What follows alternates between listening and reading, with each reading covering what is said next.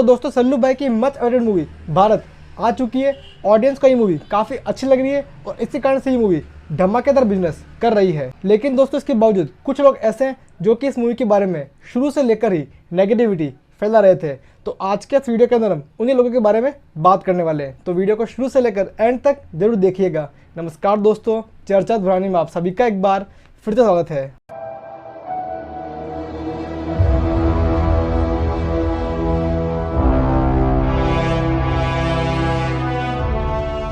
दोस्तों बेसिकली आज हम दो महान आत्माओं के रिव्यूज़ के बारे में ही बात करने वाले हैं, जिनमें से पहले हैं बॉबी जी और दूसरे हैं KRK। वेल दोस्तों सबसे पहले शुरू करते हैं KRK के रिव्यू के साथ। वेल दोस्तों KRK ने अपने रिव्यू के अंदर कहा कि ये मूवी काफ़ी ज़्यादा उबाऊ है, पकाऊ है, जो कि ऑडियंस को पसंद आएगी नहीं। साथ ही उन्होंने ये भी कहा कि ये मूवी रेस 3 और 2 से ज़्यादा बुरी है। उनकी ये बात सुनकर मुझे नवाज भाई का ये डायलॉग याद आ गया। तेरे को क्या लगता है मैं चूतिया है? मतलब भाई KRK आपने कौन सा नशा कर ऐसा रिव्यू किया था? प्लीज यार उसके बारे में मुझे जरूर बताइएगा, क्योंकि यार आपको किस एंगल से रेस 3 और 2 इससे बेटर लगी। साथ ही KRK बात बात पे कह रहे थे कि इस मूवी के अंदर कोई लॉजिक नहीं है, ये सब नहीं है। तो मेरे भाई आपको जुड़वा 2 के अंदर कौन सा लॉजिक देखने को मिले, आपको सिम्बा के अंदर कौन सा लॉजिक देखने को मिल गए थे? दोस्तों KRK कितना बड़ा फर्जी रिव्यूअर है, इसके बारे में आप अंदाजा इसी बात से लगा सकते हैं कि इस बंदे ने स्टूडेंट ऑफ द ईयर 2 और कलंक को अच्छा कहा था, और उन्होंने कहा था कि कलंक मूवी 200 करोड़ कमा लेगी। आई मीन यार सीरियसली कलंक इस साल की सबसे बुरी मूवी है, और नंबर 2 पे अगर किसी बुरी मूवी का नाम आएगा तो वो student of the year part 2 ही है। और इन दोनों मूवीज़ के बारे में KRK ने काफ़ी ज़्यादा तारीफ़ की है, और वो इसलिए क्योंकि करण जौहर ने उन्हें टाइमो टाइम पैसा दिया है। यस दोस्तों, इस कमाल खान के जो रिव्यूज़ आते हैं वो ये बंदा पैसे लेकर ही देता है। मतलब अगर आपने पैसे दिए तो ये बंदा मूवी की तारीफ़ करेगा, अगर आपने पैसे नहीं दिए तो ये बंदा आपकी मूवी की तारीफ़ करेगा नहीं। ए दिल मुश्किल और शिवाय के टाइम जो कॉन्ट्रोवर्सी हुई थी वो तो आपको ध्यान ही होगा कि किस तरीके से उस टाइम KRK ने 25 लाख लेकर ए दिल मुश्किल को अच्छा बोला, शिवाय को बुरा बोला। तो बस ऑडियंस लोगों आंखें खोलो और इस जैसे बेकार रिव्यूअर की बातें सुनो मत। वेल दोस्तों अब बात करते हैं बॉबी जी की। दोस्तों ऑलरेडी मैं एक वीडियो बनाकर आप सभी को बता चुका हूँ कि जो बॉबी भाई है वो खान को काफ़ी ज़्यादा हेट करते हैं, और दोस्तों खान के प्रति उन्होंने अपनी इस हेट को एक बार फिर से भारत मूवी के रिव्यू में दिखा दिया। बॉबी जी ने इस मूवी को एकदम घटिया, वाहियात, बेकार कहा, और इस मूवी को सिर्फ 1 स्टार दिया। उन्होंने कहा मूवी के अंदर कुछ भी देखने लायक नहीं है, मूवी बिल्कुल फ्लॉप है। और उनकी इस बात को सुनकर मुझे डायलॉग याद आ गया। कौन है ये लोग, कहां से आते हैं? बॉबी जी कहते हैं कि मूवी के अंदर कंटेंट नहीं है, कहानी नहीं है, ये सब नहीं है। तो मेरा भाई जिन मूवी के अंदर कहानी और कंटेंट होता है, क्या आप वो चीज़ देखते हैं? लाइक जैसे मंटो के अंदर कहानी भी थी, कंटेंट भी था, लेकिन क्या आपने वो मूवी देखी? आई एम डैम श्योर कि आपने मंटो देखी भी नहीं होगी। अब चलिए मंटो को छोड़िए, आपको जो मूवीज़ अच्छी लगी है आखिर उनके अंदर कंटेंट था क्या?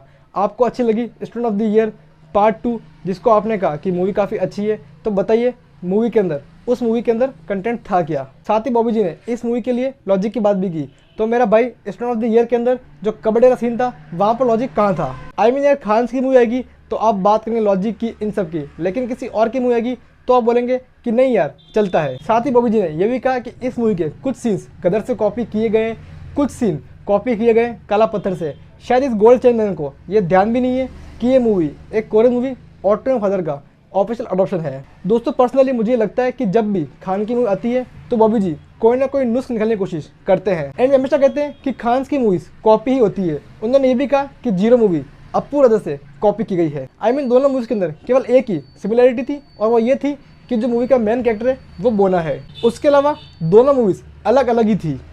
वेल दोस्तों खान की मूवीज़ के अलावा अगर बॉलीवुड में कोई मूवी रीमेक आती है तब ये बॉबी जी बोलते नहीं है कि यार इस मूवी के सीन कॉपी किए गए हैं। लाइक जैसे धड़क सीन बाय सीन कॉपी थी सैराट की, लेकिन जब धड़क मूवी का रिव्यू उन्होंने दिया तो उन्होंने ये चीज़ बिल्कुल बोली नहीं। और इसके बाद जब सिम्बा आई तो आपको मालूम ही है कि सिम्बा रीमेक थी टेम्पर की, और इस मूवी के अंदर कई सारे सीन्स कॉपी किए गए थे थेरी मूवी से। तो सिम्बा मूवी के अंदर भी उन्होंने ये चीज़ बोली नहीं कि इस मूवी के सीन्स कॉपी है या फिर ये मूवी रीमेक है। लेकिन जब भाई की मूवी आती है या फिर किसी और खान की मूवी आती है तो ये बंदा बोलता है कि ये मूवी रीमेक है या फिर ये मूवी कॉपी की गई है। तो इस बारे में बॉबी जी से केवल एक ही सवाल पूछूंगा कि भाई इतना डबल स्टैंडर्ड आखिर रखते क्यों हो? वेल दोस्तों अब बात करते हैं लॉजिक्स की। कई लोगों ने बोला कि भारत मूवी के अंदर लॉजिक नहीं है, फिजिक्स की मामले ने की गई है। दोस्तों यार देखो, पर्सनली मैं ये मानता हूँ कि जिस मूवी के अंदर आपको एक्शन सीन्स देखने को मिलते हैं वहाँ पर तो लॉजिक होते ही नहीं है। अब चाहे वो मूवी बॉलीवुड की हो, चाहे वो मूवी हॉलीवुड की हो। अगर आप एक्शन सीन्स के अंदर फिजिक्स ढूंढ रहे हैं तो आप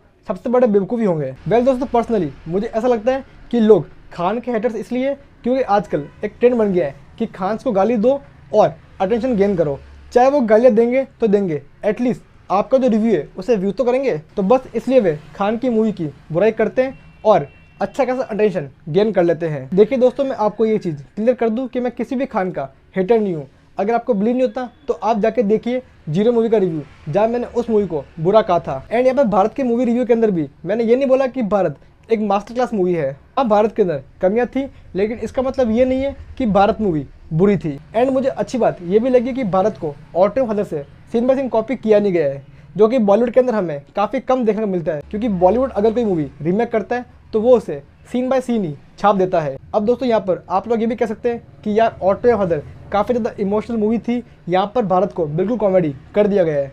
तो यस, एग्री, भारत को कॉमेडी किया गया है, और वो इसलिए क्योंकि अगर इस मूवी में काफ़ी ज़्यादा मेलोड्रामा डालते तो शायद इंडियन ऑडियंस को ये मूवी अच्छी लगती नहीं। क्योंकि अगर ऐसा करते तो आप लोग ही बोलते कि यार मूवी को सीन बाय सीन कॉपी कर लिया गया है। वेल दोस्तों, अगर मैं चाहता तो ये वीडियो कल भी आ जाता, लेकिन मैं वेट कर रहा था भारत मूवी के सेकंड डे का बॉक्स ऑफिस कलेक्शन का। क्योंकि ऑफकोर्स सबको ध्यान था कि ईद के दिन तो ये मूवी बम्पर ओपनिंग लेगी। इस मूवी ने फर्स्ट डे 42.3 करोड़ कमा लिए थे, लेकिन मैं वेट कर रहा था कि इस मूवी का जो सेकंड डे कलेक्शन है वो आखिर आता क्या है।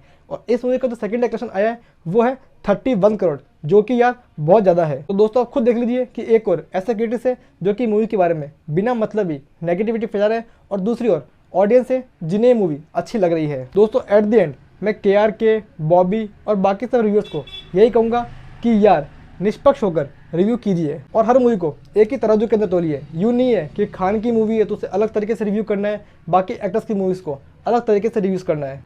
तो दोस्तों, इसी थॉट के साथ आप सभी से विदा लेता हूँ। उम्मीद करता हूँ कि आपको ये वीडियो अच्छा लगा होगा, तो इसे लाइक कीजिए, शेयर कीजिए, चैनल को सब्सक्राइब कीजिए। अगर आपने भारत देखी तो आपको भारत कैसी लगी वो मुझे कमेंट्स में बताइएगा।